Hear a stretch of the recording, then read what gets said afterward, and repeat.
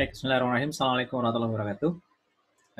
Terima kasih atas kehadirannya. Insya Allah di siang hari ini kita akan melanjutkan pembahasan kita tentang manajemen sumber daya teknologi informasi. Hari ini kita akan banyak berdiskusi tentang satu buah konsep yang disebut dengan nama software asset management. Ya, sebentar saya buka dulu PowerPoint saya.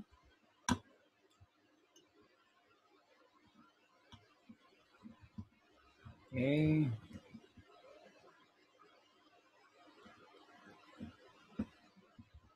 Jadi insya Allah hari ini kita akan membahas tentang software asset management sebagai bagian dari konsep yang kita kenal dengan nama IT asset management. Nah, kenapa IT asset itu menjadi penting gitu ya? Jadi yang namanya IT asset management ataupun nanti yang lebih banyak tepatnya sebenarnya nanti seperti software asset management itu juga sebagaimana yang lain-lain dia merupakan komponen penting di dalam sebuah organisasi, sebuah enterprise yang harus dikelola. Jadi kalau kita merujuk kembali, kenapa sih kemudian kita harus mempelajari yang namanya manajemen sumber daya teknologi informasi ini gitu ya. Jadi kenapa MSDT ini menjadi penting dan kenapa kemudian kita harus berbicara aset manajemen? Karena kita banyak melakukan investasi IT di situ. Ya, sebagaimana kemudian yang lain-lain dalam sebuah organisasi gitu ya, yang namanya aset itu tentu saja harus being taken care of, harus kemudian kita kelola dengan baik. Yang namanya aset itu juga kita harus melihat sejauh mana kemudian investasi IT itu kemudian sudah dimanfaatkan untuk creating the value. Kalau dalam kuliah IT governance itu kan salah satunya adalah creating the value. Nah, sejauh mana kemudian sekarang kita bisa mengontrol yang namanya aset ini tadi apakah kemudian sudah sesuai dengan value yang sudah ada. Nah, jadi rekan-rekan sekalian, saya ceritakan sebuah kisah terlebih dahulu. Ada satu kisah yang menarik tentang ini sebuah jokes ya, tentang joke Crazy Rich Surabayan gitu ya. Jadi Anda nanti kalau googling di internet itu akan ketemu banyak tentang yang namanya Crazy Rich Surabayan gitu ya, yang menceritakan kisah teman-teman Chinese Surabaya gitu ya, yang khas dengan aksen mereka gitu ya, tapi they're really crazy rich gitu ya. Biasanya nanti ada overhead Crazy Rich Surabaya. Nah, satu ketika itu ada seseorang yang sangat kaya, Chinese kaya, kemudian dia muter-muter di sebuah kompleks gitu ya. Kemudian melihat ada rumah yang bagus. Melihat rumah yang bagus, dia bilang sama supirnya, ini rumah ini sangat bagus nih, rumah ini sangat keren. Kayaknya kalau tak beli, bagus deh gitu ya. Nah, ternyata sama drivernya itu dibilang, Bapak, rumah ini sebenarnya adalah rumah Bapak gitu ya.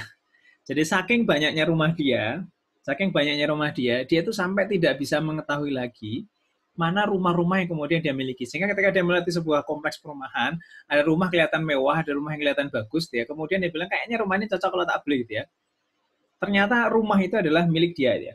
This is merely a joke gitu ya. Itu betul-betul pure joke, sebuah joke, tapi sebuah gambaran yang juga sangat penting yang kemudian dialami oleh namanya enterprise. Kalau kita coba sekarang mikrokan ya, kita coba kecilkan yang namanya proses pengelolaan kayak gini. Berapa banyak kemudian kita itu pada saat kita membutuhkan sebuah barang yang kita cari itu nggak ada. Kayak hari ini saya sedang membutuhkan kamera gitu ya. Saya nyari kemana-mana, kemana ke action kamera saya kok nggak ada. Saya ada action kamera yang lama, yang sudah saya alih fungsikan untuk kepentingan yang lain. Terpaksa saya pakai karena action kamera yang saya butuhkan tuh nggak ada. Gone gitu ya. Biasa yang namanya barang itu selalu kayak gitu. Pada saat dia sedang dibutuhkan, dia itu hilang. Saya yakin pasti Anda pernah mengalami case yang mirip, case yang sejenis. Butuh barang, tapi kemudian barangnya hilang. Nah, di sini juga sama. Ketika kemudian saya tadi membutuhkan mencari sesuatu, nggak ada, ya sudah akhirnya saya beli lagi. Yang pada akhirnya saya itu ketika harus beli lagi, paling sering kalau saya hilang itu pulpen. Saya nggak tahu umur pulpen di saya itu berapa lama. Biasanya seminggu, 2 minggu nggak nyampe gitu ya. Pulpen itu tetap aja hilang aja. Saya nggak tahu hilangnya kemana gitu ya. Entah kemudian saya tanda tangan something, kemudian saya letakkan, atau kemudian saya taruh di tas yang A, tas yang B, saya besoknya ganti tasnya nggak kemudian dipakai lagi, dan seterusnya. Itu skala mikro, skala personal kita. Kalau kita berbicara enterprise, ternyata faktanya itu hal-hal yang seperti itu, hal-hal yang lazim juga terjadi. Karena kita losing track terhadap seluruh inventory yang sebenarnya kita sudah punya. Jadi sebenarnya saya tuh sudah punya barang ini, saya sudah punya investasi alat ini, saya sudah punya ini, tapi karena investasi tersebut tidak pernah bisa kemudian kita kelola dengan baik, maka yang terjadi barang itu hilang pada saat kemudian kita membutuhkan. Barang itu hilang pada saat kemudian kita membutuhkan. Itu satu aspek yang namanya proses pengasetan yang kemudian kenapa pada akhirnya aset itu menjadi penting. Nah, kalau kita berbicara dalam ranah teknologi informasi, aset ini bukan sekedar masalah barang itu eksis atau tidak eksis, barang ini ada atau tidak ada, tapi ada yang jauh lebih esensial, ada yang jauh lebih krusial dari beberapa hal ini, yakni tentang apa? Tentang ketika kemudian kita tidak melakukan proses tracking, kita tidak melakukan proses assetting dengan cukup bagus, itu bisa menyebabkan terjadinya disruptions terhadap service yang kemudian kita miliki. Contoh nih semisal ketika kita berbicara kita subscriptions ya, subscription yang esensial dan krusial itu semisal subscriptions masalah firewall, subscription masalah antivirus.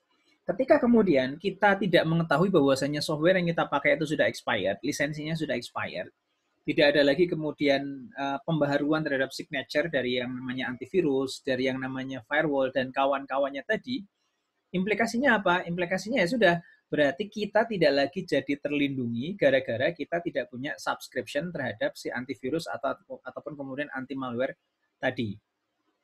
Kenapa kok kemudian tidak ada proses renewal? Ya karena kita tidak tahu kalau kita tuh ada barang renewal. Ya, misal organisasi itu kan selalu ganti-ganti orang. Organisasi itu selalu ganti-ganti orang. Misal kalau saya berbicara di lingkungan Universitas Islam Indonesia, kebetulan yang saya kelola namanya Badan Sistem Informasi. I won't be there forever. Saya itu nggak akan ada di situ selamanya. Ya, sebelum saya ada Pak Fatul, sebelum saya kemudian ada Pak Pariana, sebelum Pak Pariana ada Pak Teduh, dan seterusnya. Boleh jadi suatu ketika kita sedang melakukan proses subscription, yang melakukan subscription itu bukan menggunakan email office, tapi menggunakan email personal. Misal beberapa kali pada saat sedang proses transisi itu Pak Teduh beberapa kali ngirim email ke saya tentang ini ada lisensi yang dulu pernah kemudian disubscribe oleh beliau. Dan ini pun boleh jadi setelah saya nanti tidak lagi di Badan Informasi, ketika kemudian ada orang lain yang akan menggantikan saya, boleh jadi nanti ada beberapa aset itu masih koneksinya masuk ke email saya personal itu ya. Nah, celakanya ketika kemudian saya selaku personal, saya sudah tidak berada di satu tempat lagi, saya merasa tidak ada punya responsibilitas adalah ya walaupun masuk ke tempat saya tidak ada obligation bagi saya untuk kemudian memforward gitu ya. Ya nanti saya memforward kalau saya sudah ingat lah kira-kira kayak gitu. Maka kita bisa bayangin ketika sebuah organisasi running seperti ini tanpa adanya sebuah proses manajerial aset, kita akan lost tracking everything. Dan saya lagi IT itu spektrumnya sangat luas sekali. Ada spektrum hardware-nya, ada spektrum software-nya, minimal kalau kita bicara dua spektrum paling besar. Tapi sekarang ada lagi spektrum yang namanya subscriptions, ada kemudian software A, B, C, dan seterusnya. Jadi kita bisa jadi melakukan satu, misal double spending. Saya spend sesuatu, ya saya spending sesuatu yang kemudian sebenarnya kita sudah punya. Saya seperti tadi saya cerita, sebenarnya saya tuh sudah punya bolpen, tapi karena bolpennya pas lagi tak cari nggak ada, ya sudah saya terpaksa beli lagi. Besoknya pada saat saya tidak mencari bolpen tadi, bolpennya nongol sendiri. Kan kayak gitu, bolpennya tiba-tiba nongol sendiri. Loh, ini kok ada bolpennya di sini gitu ya. Perasaan dari kemarin-kemarin saya coba cari nggak ketemu, kok sekarang ada di sini.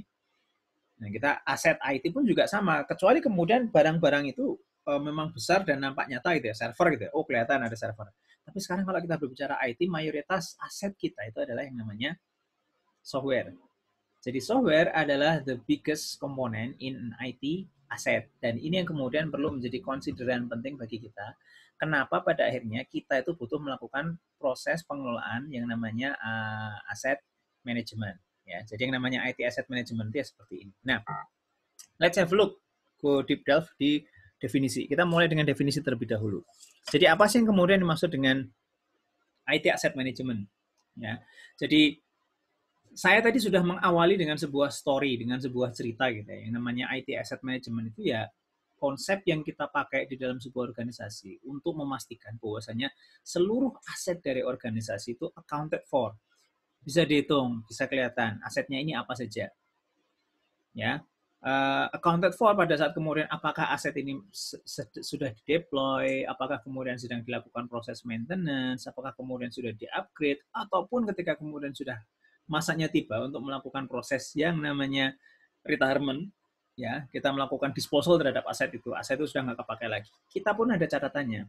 Jadi aset ini ketika kita beli, kita berapa lama waktu yang kemudian dibutuhkan. Pada kedepannya ketika kita membutuhkan proses planning, perencanaan, ketika saya mau beli sebuah aset, saya tahu aset ini akan bertahan sekian lama. Sehingga setahun sebelumnya saya sudah menganggarkan di rencana penganggaran saya, budgeting saya for the next time. Jadi IT Asset Management itu memastikan, sebentar saya nyalakan dulu pulpen saya.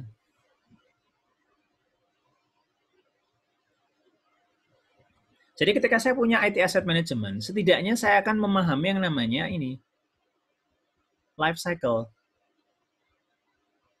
Life cycle sebuah aset. Jadi aset itu kan pada saat kemudian kita either kita tuh kemudian acquire, prosesnya kan kita selalu seperti ini ya. Kita tuh acquire atau kemudian kalau nggak kita acquire ya kita build sendiri. Ini proses pertama yang kemudian kita lakukan ketika kita berbicara yang namanya aset. Nah, yang kemudian life cycle acquire ini akan kemudian dilanjutkan dengan yang ini saya sederhanakan saja ya. Ada panjang biasanya berapa stage-nya. Deployment. Ya, kemudian kita deploy, setelah kita acquire, kita deploy. Kemudian kita lakukan berikutnya adalah monitor. Kita lakukan proses monitoring, sekiranya dibutuhkan ada update, ada upgrade, ada apapun lah ya. Kemudian dilanjutkan dengan fase terakhir, yakni retire. Fase retire ketika kemudian aset itu kemudian kita hentikan. Nah, jadi kalau kita sebut yang namanya IT Asset Management, itu simply put, kalau kemudian kita sederhanakan, memastikan bahwasanya valuable items, harta-harta yang kemudian berharga, investasi-investasi berharga, dari yang namanya IT yang kemudian kita punya, baik itu sifatnya tangible, kelihatan, bisa diukur, bisa dilihat, bisa dibaca, ataupun intangible, sesuatu yang kemudian tidak bisa terukur gitu ya, seperti lisensi office katakanlah, itu kan sifatnya nggak kelihatan lah. Ada datanya, tapi kan kemudian nggak kelihatan. Atau kemudian lisensi operating system seperti Windows dan kawan-kawan, itu semuanya adalah bagian dari kemudian misalnya intangible asset. Tangible asset itu seperti router, switch, access point, berapa banyak yang kemudian kita punya, physically kemudian kelihatan, dan seterusnya, dan seterusnya, dan seterusnya. Jadi kita making sure bahwasanya all valuable items, all tangible and intangible items, di dalam organisasi itu kemudian kita bisa melakukan proses tracking. Boleh jadi misal saya investasi sebuah alat, saya beli server gitu ya.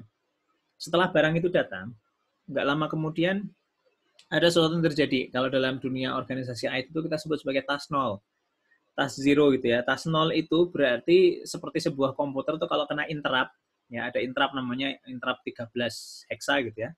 Interrupt 13 itu artinya komputer reboot. Jadi kalau zaman dulu kalau kita lagi hang gitu ya, tinggal kita pencet namanya tombol reboot itu udah langsung hilang. Kalau sekarang kan harus kita kontrol adel dulu lah, kita pencet power yang lama, baru kemudian mati. Kalau dulu tuh tombolnya satu, cekrek reset.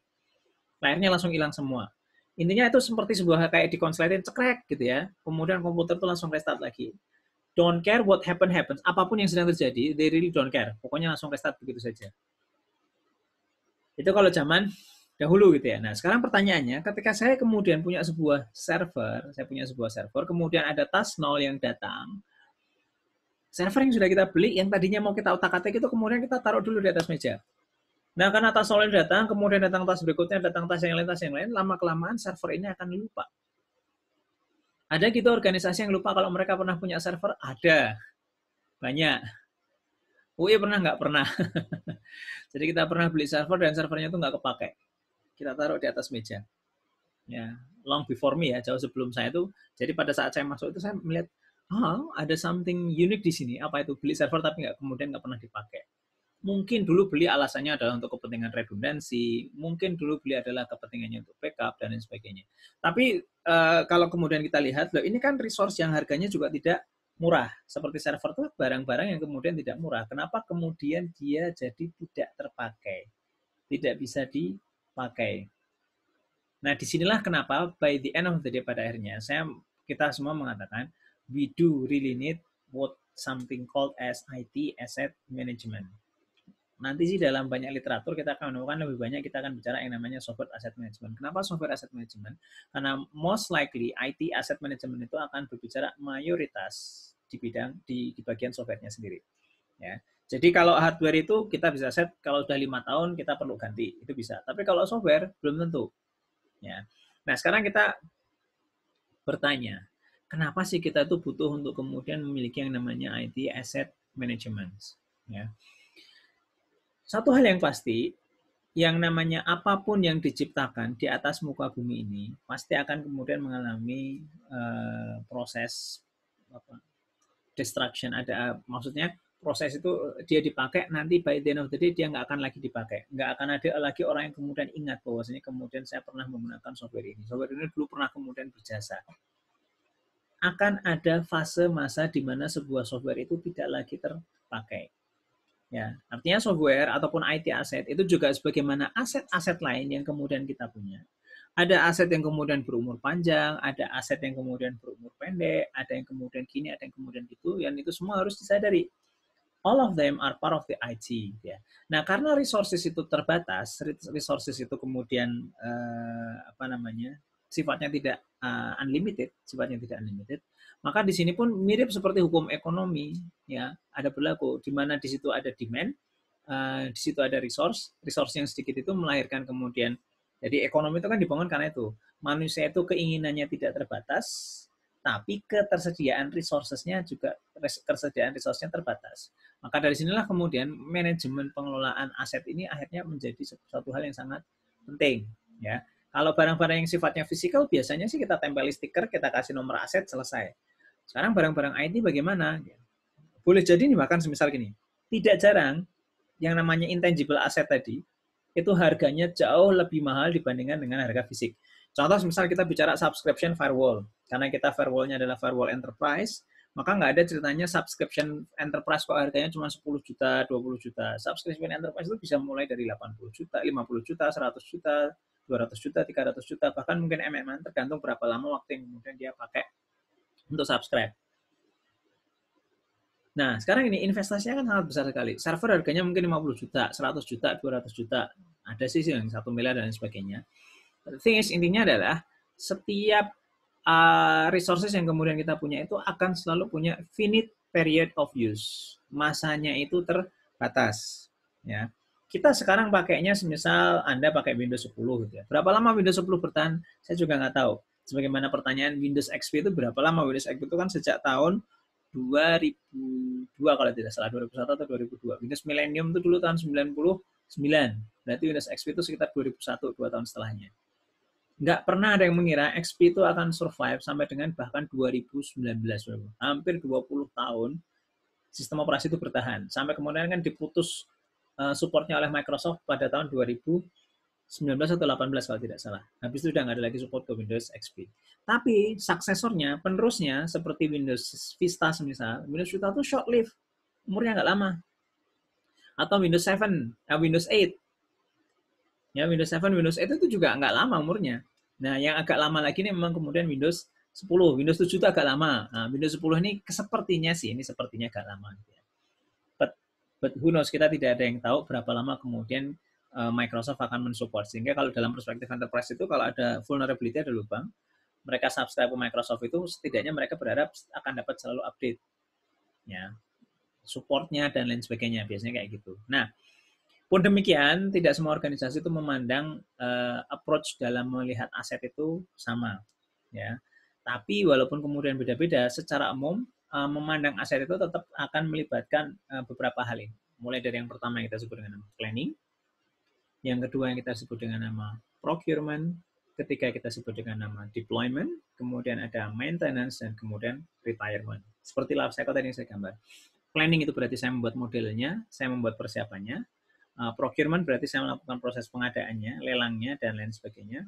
Kemudian deployment, begitu barang itu datang, this is how we deploy things. Ya. Kemudian kita bicara maintenance, berarti saya melakukan proses maintenance terhadap seluruh aset-aset yang saya punya. Jadi tidak semua aset itu, IT itu kemudian tidak mengalami perubahan, ada banyak yang kemudian terjadi gitu ya. Seperti tadi antivirus itu kan harus di-maintain. Di-maintain apa? Signature-nya selalu dapat yang paling baru. Sampai by the end of the day ketika kita pada akhirnya saya sudah nggak bisa lagi lah kemudian untuk memanfaatkan layanan ini, fasilitas ini, mending kemudian saya hentikan, saya retire.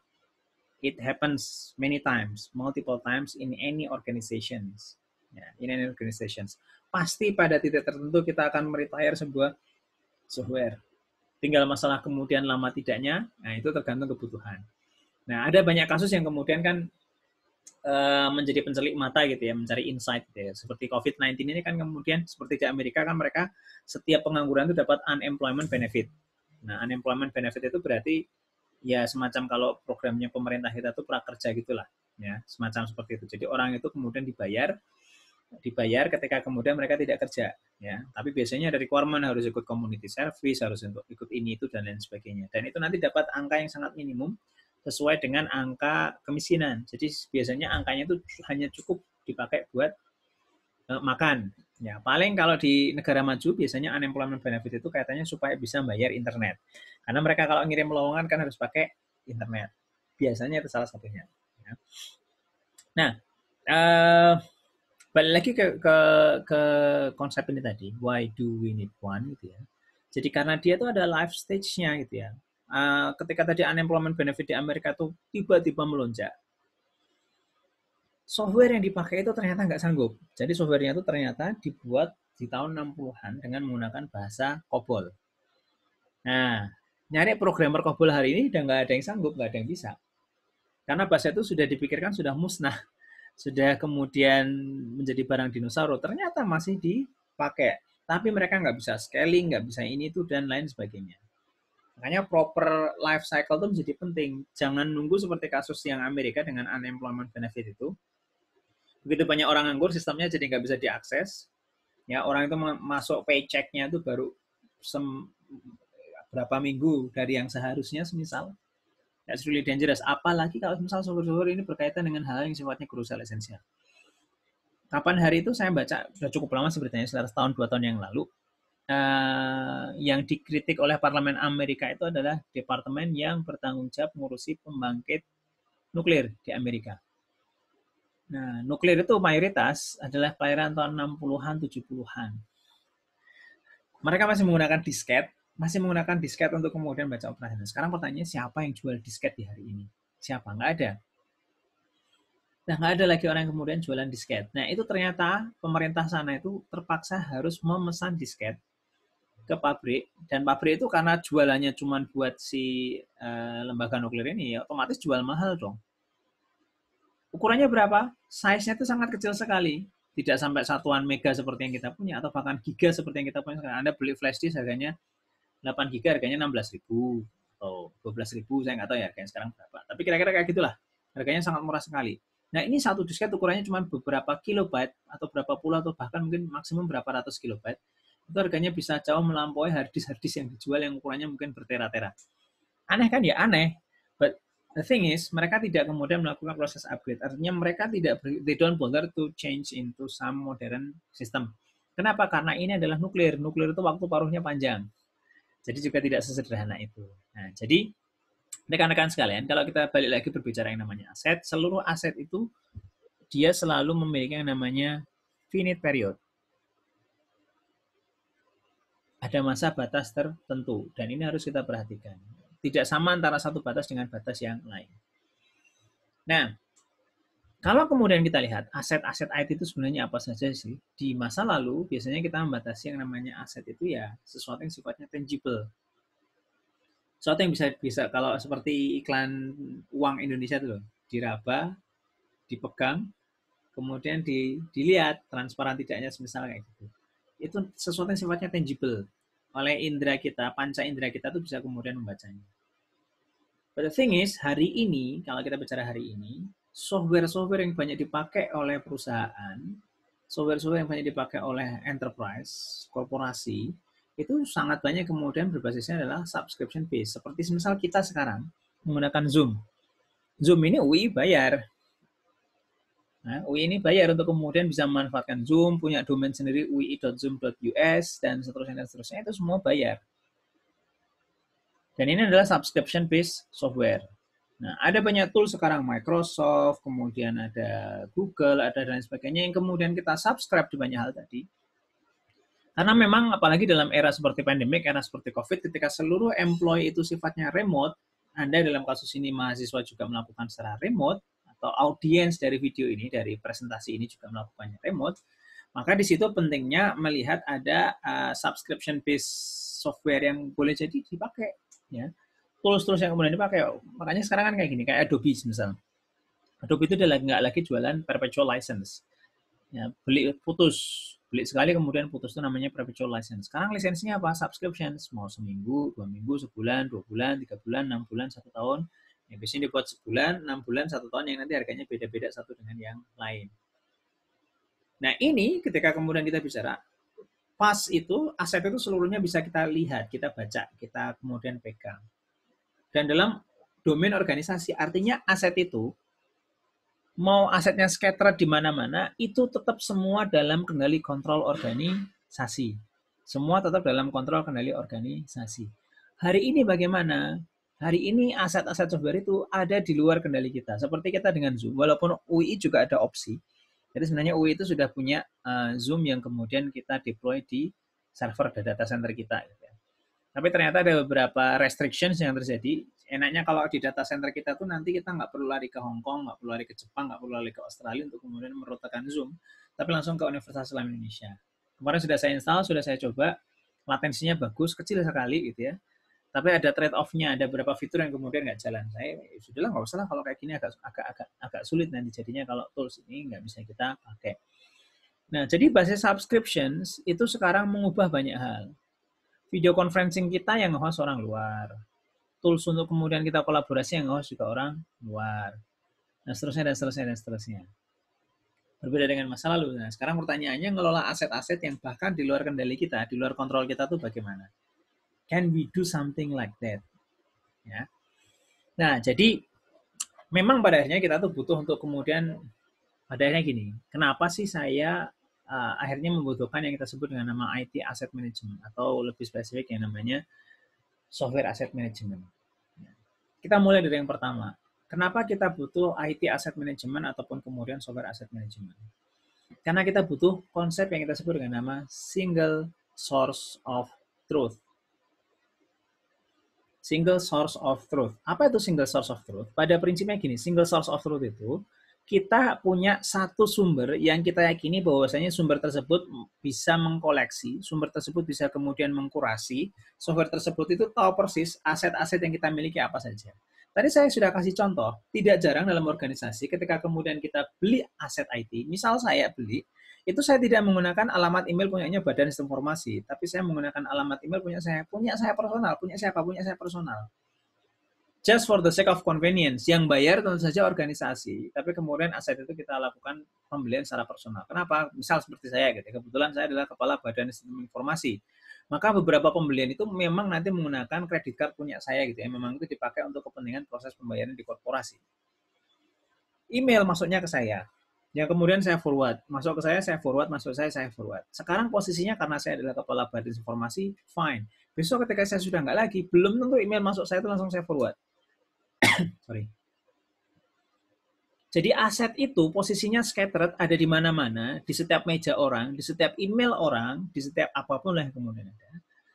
We have tons of different people, we have tons of different places to hold the assets.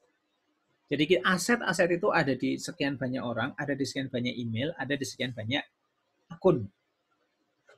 Jadi di sini tidak ada no single person, tidak ada satu orang yang kemudian owning a things. And no single tool, ini lebih parah lagi, tidak ada tools yang kemudian mengkoleksi keseluruhannya. Jadi akibatnya tadi, saya cari bolpen, bolpennya nggak ada. Karena saya melihat bolpennya nggak ada. Saya mencoba mencari bolpennya nggak ada. Maka kemudian yang saya putuskan, saya beli bolpen itu lagi. Padahal tetangga kubikel saya itu punya bolpen yang juga dibeli dengan menggunakan aset perusahaan, dengan menggunakan uangnya perusahaan. Nah ini biasanya implikasinya ada lanjutan-lanjutannya itu. Kalau nggak ada single source of truth itu nanti akan dilanjutkan dengan kondisi seperti chaos, karena serba nggak jelas, ini punya siapa dan sebagainya. Kita pernah kehilangan aset virtual machines gitu ya, karena nggak ada yang tahu ini punya siapa ya, ini punya siapa yang nggak ada yang tahu kan. Kemudian kita sedang melakukan upgrade, akhirnya ada apa yang dibersihin, dihapus, karena dianggap ini pas. Jadi semisal kondisinya itu listrik mati, kemudian nyala, kemudian VM-nya itu nggak jalan sendiri otomatis kan. Kemudian ada satu VM tuh stay off, dan nggak ada yang komplain. Stay off dan nggak ada yang komplain. Kenapa? Karena itu trackingnya nggak jelas ini punya siapa. Pokoknya kita nunggu ada yang komplain nggak, ada yang komplain nggak ada yang komplain, ya sudah. Karena yang mati, ya sudah. Karena nggak ada yang komplain, mending saya apa? Saya hapus. Begitu dihapus, ternyata apa? Ternyata pas kita coba buka platform yang lain, kenapa platform lain jadi nggak bisa kebaca ya? Adakah sesuatu? Oh, kita telusuri. Loh, ini kok VM-nya hilang? VM-nya kok nggak ada? Siapa yang dulu pegang VM-nya? Nggak jelas. Semuanya serba tidak jelas. Sehingga ada apa? Ada chaos. Dan kemudian yang kedua, selain chaos itu ada yang namanya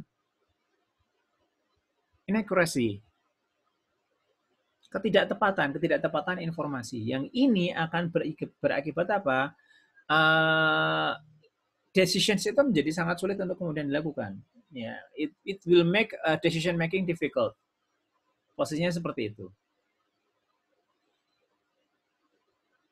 Semoga bisa dipahami ya. Jadi kenapa kemudian pada akhirnya aset itu menjadi sangat penting, itu salah satunya ini. Ya. Bahkan kalau kita bicara providing single source of truth itu kadang kalau yaudahlah kita coba paksain, kita gimana caranya supaya ada single source of truth. Maka kemudian dilakukan adalah kita mengemploy orang untuk keep tracking IT aset.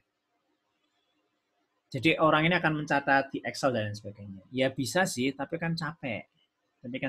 Maka kemudian disinilah pentingnya sebuah sistem untuk kemudian melakukan tracking terhadap yang namanya aset-aset tadi. Nah, jadi dengan aset itu kan apa? Ya kita tidak harus spending waktu tertentu, kemudian tracking artefak-artefak perpindahan. Jadi misalnya gini, saya punya biasanya kalau peralatan-peralatan IT itu kan sangat spesifik, ya. Crimping tools misalnya ini aja crimping tools. Crimping tools kemudian, pinjem bentar ya, karena kan kalau IT biasa ya, crimping tool pinjem buat bikin kabel, selesai, kembaliin. Atau kemudian apa? Screwdrivers. Buka MacBook untuk ngecek ininya, bersihin, atau buka komputer, atau buka apapun lah ya, yang kemudian kita coba bersih-bersih, kita pinjam alatnya bentar ya bro, ya, gitu ya. Lupa nggak ngembaliin. Cari-cari besoknya pas ada orang butuh, gitu. Saya pernah gitu mengalami. Mas, saya butuh alat ini ya, bisa tolong dicarikan? Wah, alatnya nggak ada, Pak. Nggak tahu siapapun. Loh, siapa yang pinjam? Saya juga nggak tahu, Pak. Nggak nulis. Biasanya kan ada buku gitu ya untuk menulis. Nah, kebetulan yang pinjam itu nggak nulis. Cuman waktu itu bilangnya, cuman pinjamnya itu lisan, per lisan saja. Dan lupa tidak ditulis. Jadi yang namanya manusia itu kan innal insana makhlul khata' wa nisyan. Manusia itu tempatnya salah dan lupa. Ketika kemudian kita pinjam sesuatu secara lisan, probabilitas sesuatu itu kemudian kita ingat di masa depan itu akan semakin lama semakin turun.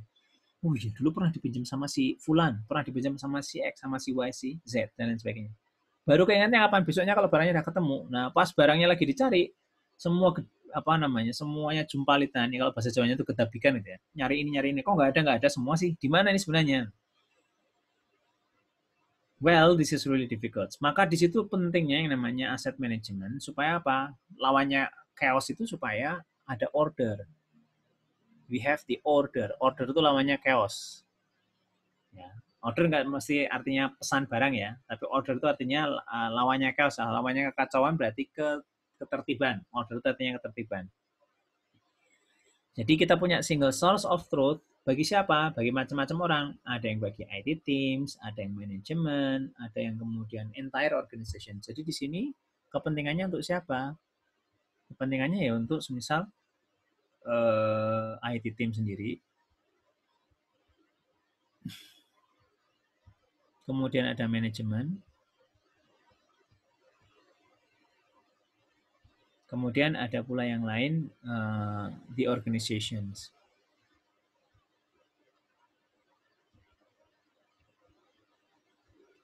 So this is what will happen. Ini yang kemudian terjadi. Yang kedua adalah improving utilizations and eliminating waste. Jadi kita itu mengimprove utilisasi dan kemudian mengeliminasi sampah-sampah yang kemudian muncul. Maksudnya bagaimana sih? Maksudnya itu adalah we save money, kita tuh menghemat dengan cara bagaimana? Dengan cara menghindari proses pembelian, kemudian pemotongan lisensi, dan kemudian beli support ya. Jadi misal gini, tidak ada kewajiban kita tuh harus beli support. Saya biasanya kalau kita beli alat yang agak-agak mahal, saya biasanya minta 1 tahun pertama atau at least 2 tahun pertama saya minta beli support juga. Karena support itu membantu mempercepat pada saat kita, ini terutama kalau teknologinya teknologi yang baru ya, terutama kalau teknologinya adalah teknologi yang baru. Kalau teknologi baru, biasanya saya minta ada subscriptions untuk support. Jadi biasanya support itu free 1 tahun pertama, tahun kedua bayar. Saya biasanya udahlah beli sekalian, ya, either 1, 2, atau 3. Biasanya maksimum saya kasih 3 tahun.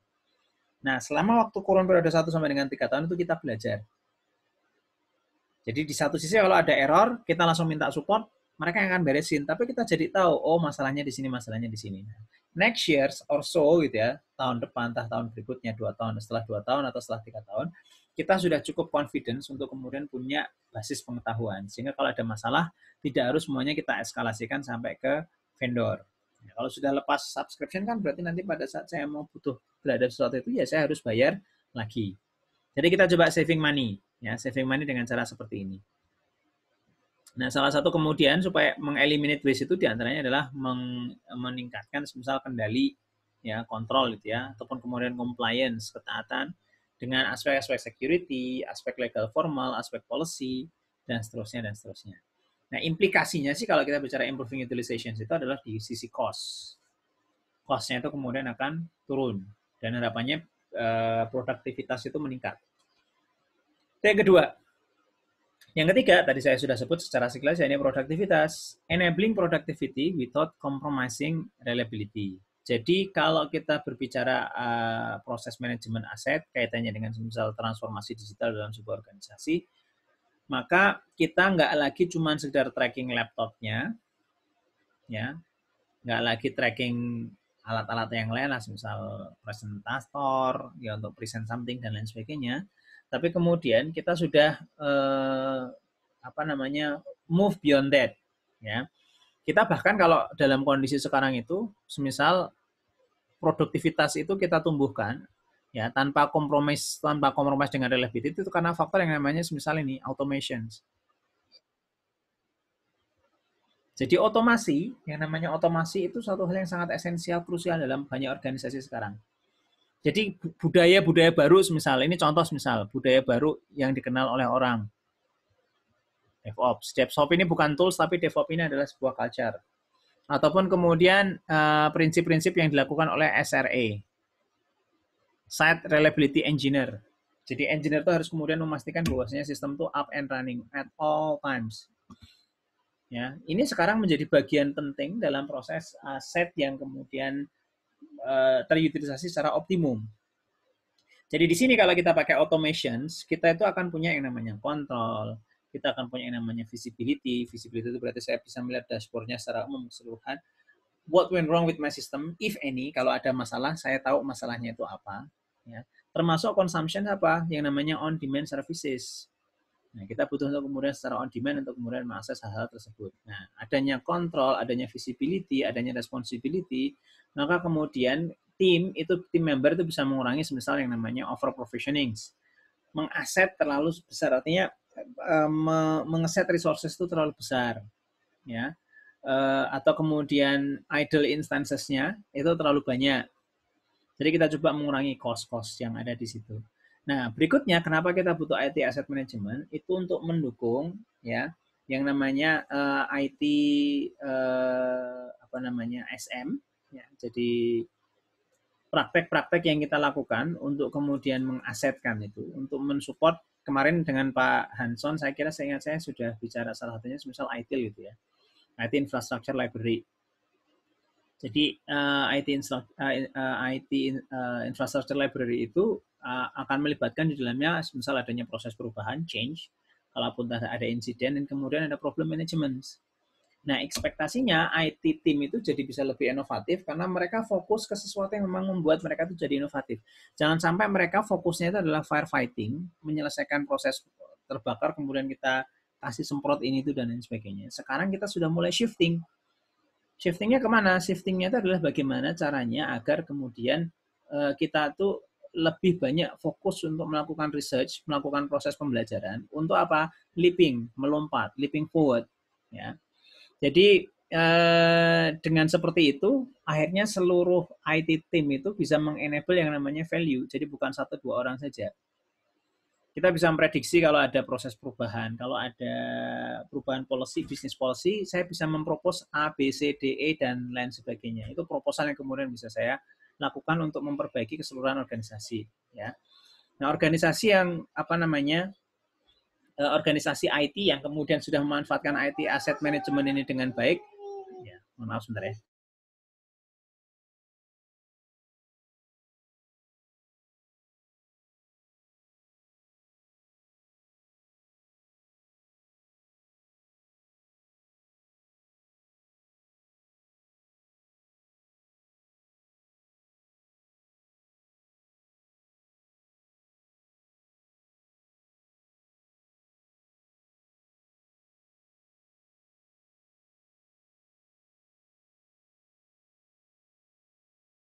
Sorry for the disruptions, seperti biasa. Karena kita work from home semua, maka kita selalu mengalami namanya disruptions. Ya. Jadi yang namanya IT Asset Management itu pada akhirnya kita akan punya mekanisme. Ya, jadi praktek-praktek yang kemudian kita lakukan itu mekanisme seperti pengendalian, controlling. Kemudian ada proses yang namanya tracking. Kemudian ada measuring. Ya, jadi kita melakukan proses measurements terhadap apa namanya data-data yang kemudian kita punya. Nah, sekarang kita ambil salah satu contoh yang paling lazim, paling jamak, ya ini yang kita sebut dengan nama software asset management. Ya, saya lagi karena hari ini kita lebih banyak berbicara aspek-aspek seperti software. Ya. Jadi apa yang dimaksud dengan software asset management ataupun kemudian yang dikenal dengan nama SAM? Ya. Jadi objektif dari SAM ini adalah providing a single integrated view of installed software. Ya, jadi menyediakan single integrated view dari seluruh software yang diinstal in order to allow one-to-one reconciliation, supaya kita tuh bisa membuat rekonsiliasi dari data-data yang kemudian kita punya pada saat kemudian kita mendeploy, jadi kita belanja, purchasing gitu ya, acquiring, kemudian kita deploying, plus record-record lisensi yang kemudian terkait dengannya. Jadi SAM itu adalah praktek-praktek bisnis yang involving managing, dan yang dia itu akan melibatkan proses manajemen, optimalisasi pembelian, ya, deployments, kemudian ada maintenance, ada utilizations, dan kemudian disposal, ya, pembuangan dari aset-aset software yang sudah tidak terpakai lagi dalam organisasi. Jika dia sudah mengalami fase retirement, ya, jika dia sudah mengalami fase retirement, ya. Kenapa kemudian SAM ini menjadi penting? SAM itu sekali lagi gunanya itu adalah untuk mengoptimalkan yang nanti implikasinya itu boleh jadi akan satu mereduksi cost, melimit yang namanya operational, financial, dan legal risk. Kalau saya punya software ini, saya punya lisensi, saya harus pastikan lisensi itu adalah legal. Nanti kalau ada audit dari misal Microsoft datang, Oracle datang, mereka kemudian bisa tahu, oh ini organisasi ini menggunakan software yang legal ataupun kemudian ilegal.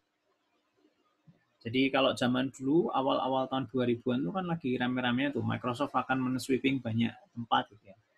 Waktu itu memang tingkat pembajakan di Indonesia sangat tinggi sekali, 95% lebih software yang beredar di Indonesia itu semuanya software bajakan. Alhamdulillah sekarang sudah mulai berubah, sudah mulai berkurang, tapi tetap masih ada, tapi sudah mulai berkurang. Nah, kita harus bisa memastikan bahwasanya software yang dipakai di tempat kita adalah software yang sifatnya legal. Ada sebuah kejadian, salah satu enterprise di Indonesia yang saya juga kenal itu ya, cerita kalau kemudian mereka barusan kena surat cinta dari salah satu vendor database yang cukup besar. Tadinya mereka dituntut sekian miliar, ya, tapi kemudian setelah diskusi, ada settlement, akhirnya mereka cukup bayar 1 miliar saja. Cukup 1 miliar saja. Kalau dibandingkan dengan denda yang seharusnya dia bayar, 1 miliar saja itu memang jadinya murah. Tapi ini sekali lagi, itu akan bisa kita reduksi kalau kita punya SAM yang benar, punya software asset management yang benar. Nah, bagaimana SAM ini kemudian bisa membangun? Yang namanya SAM itu satu, understand what software that they have the license. SAM itu mengetahui software apa, lisensi software apa yang kemudian bisa dipakai, yang dideploy. Ya. Jadi mereka itu bisa gini, ngitungannya kalau saya punya SAM, kalau saya nggak punya SAM, saya nggak akan punya info seperti ini. Jadi punya SAM itu saya punya how many license, misal kayak gini, kita bisa bertanya seperti ini, how many license do we have? Yang kedua adalah how many license have we deployed? Nah, selisih keduanya ini disebut dengan nama delta. Kalau deltanya positif, berarti aman. Tapi kalau deltanya negatif, berarti kita lebih banyak lisensi yang kita deploy ketimbang kemudian lisensi yang kita punya. Dan ini berbahaya tentu saja. Kita akan kemudian kena denda, ini itu dan lain sebagainya.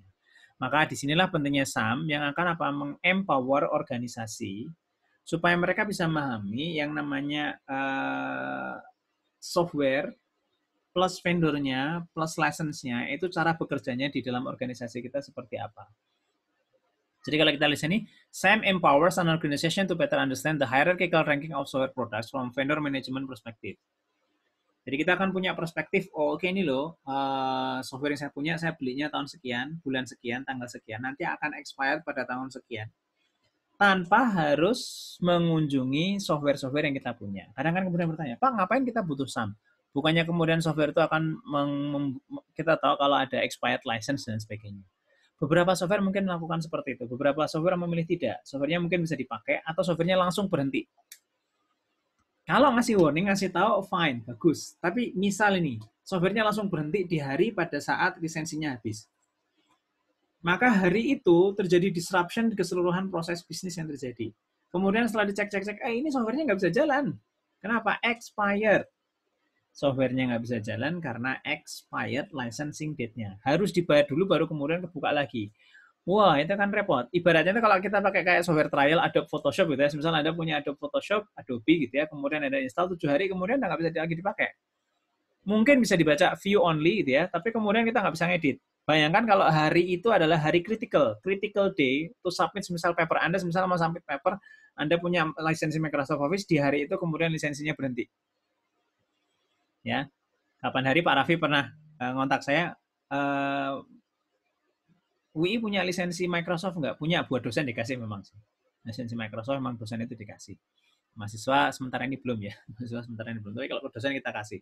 Tapi mahasiswa tetap bisa mengakses Office via web. Ya. Jadi karena akses beliau itu tiba-tiba, dalam tanda kutip tiba-tiba. Sebenarnya tidak tiba-tiba karena Pak Raffi sudah lulus dari Amerika 1 tahun sebelumnya. Kemudian ya dikasih grace period, dikasih waktu ya hampir 1 tahun lah, hampir 1 tahun. Kemudian Microsoft Office-nya nggak bisa dipakai, cuman view only doang, nggak bisa ngedit. Kemudian harus dipindah lisensinya, akunnya dengan menggunakan akun UI, saya minta logout, kemudian login dengan menggunakan akun UI.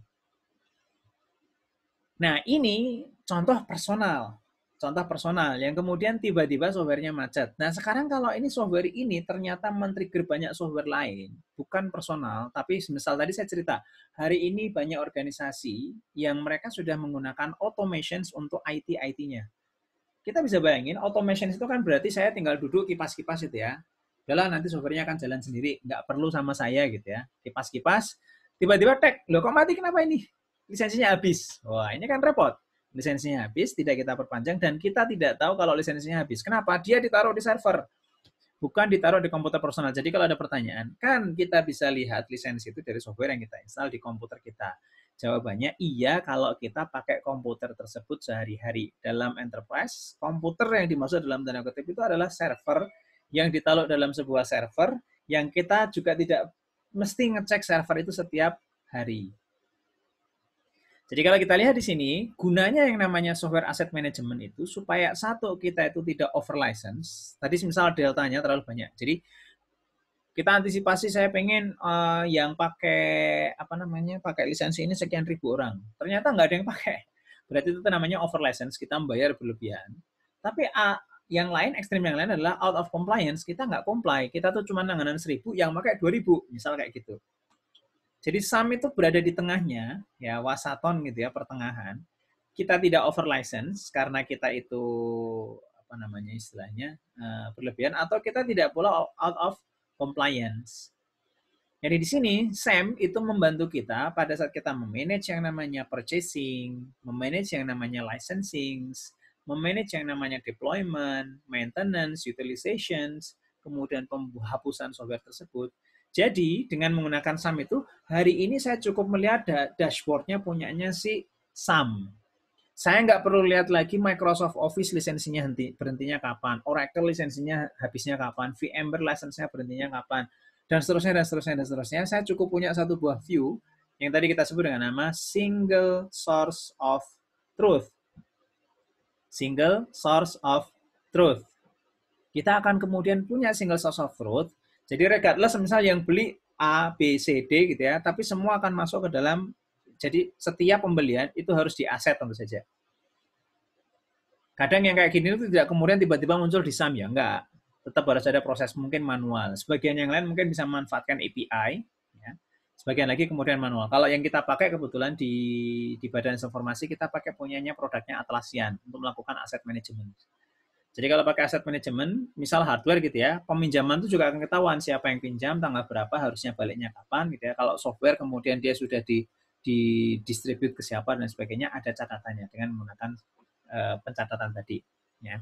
Nah, Anda lihat di depan tuh di dalam slide kita, ya. Jadi kita itu mencoba apa yang kita lakukan di situ ada cost optimizations, ada asset management, ada organizational governance, ada security, ada risk legal regulatory, risk software audits. Itu targetnya, itu goal-nya adalah supaya kita bisa mengoptimalkan cost yang kemudian harus kita bear, yang harus kita tanggung, yang harus kita keluarkan. Ya, dan kita akan melimit baik itu aspek-aspek operasional, aspek-aspek financials, dan terutama yang paling utama adalah legal risk. Kalau di kita mungkin belum terlalu ngeh gitu ya masalah legal risk, tapi kalau kemudian di negara barat, legal risk ini esensial penting. Anda menggunakan software ilegal bisa dituntut ke pengadilan dan Anda harus membayar sekian juta dolar yang jauh lebih mahal daripada apa? Daripada lisensi softwarenya itu sendiri. Ya. Jadi ini yang kemudian kita lihat ada cost optimizations, ada asset management, security, organizational governance, risk legal regulatory, dan kemudian software audit. Nah, jadi kendali yang kemudian kita miliki dengan adanya SAM, ya, jadi SAM itu kan memang padanya menyebabkan kita tuh jadi bisa melakukan yang namanya cost optimizations supaya nggak ada tadi over subscribe, ya over subscribe ataupun kemudian kita tidak lagi compliance, ya. Dan sekali lagi karena SAM ini kenapa menjadi penting? Karena software itu biasanya termasuk yang paling mahal sendiri yang kita bukan paling mahal sih, tapi dia punya komponen yang sangat signifikan untuk kemudian pembelanjaan yang namanya IT. Dan ini benar, software itu memang betul-betul signifikan secara harga gitu ya. Misal kayak kita tuh subscribe yang namanya produk-produknya Atlassian seperti Jira dan Confluence, itu harganya tidak sejuta 2 juta, tapi sampai puluhan juta rupiah. Kok beli software puluhan juta rupiah gunanya untuk apa? Ya gunanya itu tadi. Jadi saya belanja software sekian puluh juta rupiah untuk preventing adanya legal risk yang bisa sampai dengan 1 miliar rupiah misal. Ya. Hanya saja sekali lagi di sini SAM itu bukan semacam kalau dalam bahasa Inggris itu kita sebutnya silver bullet. Silver bullet itu berarti peluru yang bisa membunuh apa saja termasuk Dracula. Baik, Anda nonton film Dracula, Dracula itu hanya mati kalau ditembak pakai peluru perak. Intinya adalah dia itu harus bisa mencatat segala macam diverse software-software yang sifatnya diverse berbeda-beda satu dengan yang lain. Proses licensingnya sendiri secara struktur itu berbeda-beda. Jadi ada licensing itu modelnya per use, ya pay per use, ada pay per time period. Kalau pay per use itu kayak misal Google itu loh. Anda pakai Google Cloud, kalau Anda pakai kemudian Anda shutdown, ya Anda hanya akan ditagih yang Anda pakai. Yang di shutdown nggak akan ditagih. Ya. Atau kadang lisensi itu kita realokasi. Ini orangnya sudah lulus, orangnya sudah pensiun, lisensinya kita take over, kita ambil, kita realokasi ke orang lain. That also possible as well. Jadi misal, butuh nggak sih saya nambah lisensi gitu ya. Jadi misal gini, saya punya lisensi sebanyak 200, sudah kepakai 200 orang. Kayak grup WhatsApp lah. Grup WhatsApp itu isinya 256 orang. Pertanyaannya kalau ada orang mau join gimana? Orang mau join itu yang nunggu orang lain left. Nah, bisa jadi ternyata lisensi itu kan juga modelnya kayak gitu. Kita bisa realokasi lisensi itu dari orang satu ke orang berikutnya. Ya, kalau di UI yang paling sering itu kita realokasi itu lisensi Zoom kita. Jadi kita tuh tidak harus punya lisensi Zoom yang besar. Jadi ada sebagian lisensi itu bisa mengcater webinar, ada sebagian lisensi bisa mengcater ribuan orang semisal. Tapi kalau seperti saya sekarang dengan Anda ini, Zoom yang kita pakai, akun saya ini kebetulan hanya maksimum 300 orang.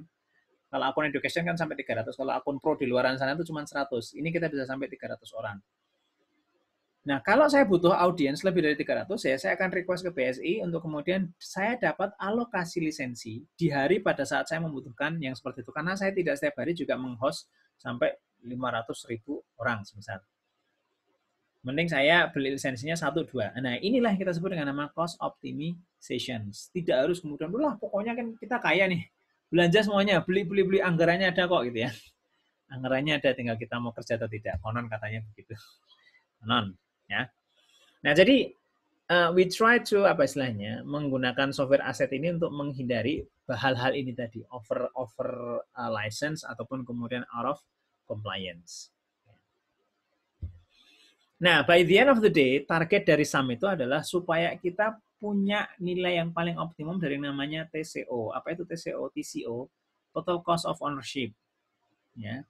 Jadi total cost of ownership of software assets itu biasanya dia akan melibatkan beberapa aspek. Yang pertama adalah aspek acquisitions. Pada saat kita belanja pembelian, mulai dari lisensinya, administrative overhead, gitu kan, kita harus bayar ini itu dan kawan-kawannya gitu ya. Plus juga termasuk di dalamnya ada operational cost. Ada biaya yang harus kemudian kita tanggung untuk upgrade, untuk maintenance, untuk support, dan lain sebagainya. Nah, jadi cost ini pun pada akhirnya juga akan melibatkan bahkan ketika software itu mau di decommission, software itu mau diistirahatkan, itu juga tetap harus ada beberapa biaya-biaya yang kemudian harus kita dapatkan. Jadi contoh kayak gini, saya belanja software baru, saya belanja hardware baru, ya yang kemudian saya asetkan dalam IT asset management atau kalau software yang menggunakan software asset management ini. Software baru yang kita beli untuk enterprise, sekali lagi kita harus selalu berpikir enterprise ya, kita berpikir sesuatu yang big one, bukan berpikir personal sifatnya. Saya nggak perlu pakai gini, saya nyatanya bisa keep tracking kok. Nggak, kalau kita sudah bicara enterprise nggak bisa. They have some different approach, pendekatan yang kemudian berbeda. Nah, pada saat saya belanja software baru, itu bukan berarti software yang lama itu kemudian hilang begitu saja. Enggak. Pada saat saya belanja software, itu biasanya ada strategi. Kalau Anda masih ingat, strategi kita ada teknologi baru itu kan ada macam-macam. Yang pertama itu adalah misal pilot. Ambil sebagian untuk kemudian menjadi pilot project. Pilot itu berarti akan kita ambil sebagian kecil, mereka diminta untuk ngetes. Satu. Yang lain tetap pakai sistem yang lama. Kita sebut dengan nama legacy system. Yang kedua adalah cut off. Yang lama itu langsung dihilangkan, ganti yang baru. Yang ketiga adalah paralel. Ya, paralel itu menjamin smoothness of transitions. Kita tetap pakai yang lama, tapi juga kita pakai yang baru. Nanti ada proses sinkronisasi antar keduanya. Ini yang paling berat sendiri kalau kita berbicara paralel. But hey, itu adalah opsi-opsi dari organisasi. Tidak semua organisasi itu sama. Ada memang kebutuhannya itu bisa dipenuhi dengan cost, ada yang dengan cut off. Ya, pokoknya peduli nggak peduli, suka nggak suka, cut off. Ini biasanya kalau terjadi di family company, family perusahaan yang sifatnya perusahaan keluarga. Kan yang menentukan keluarga. Kalau ini yang menentukan keluarga terserah. You nggak mau ya udah pecat, out dari sini gitu ya. Kira-kira kayak gitu. Tapi kalau kita berbicara government, kita bicara not for profit organizations, NGO dan kawan-kawan, kita nggak bisa modelnya cut off. Kita modelnya bisa berupa pilot, kita modelnya bisa berupa paralel.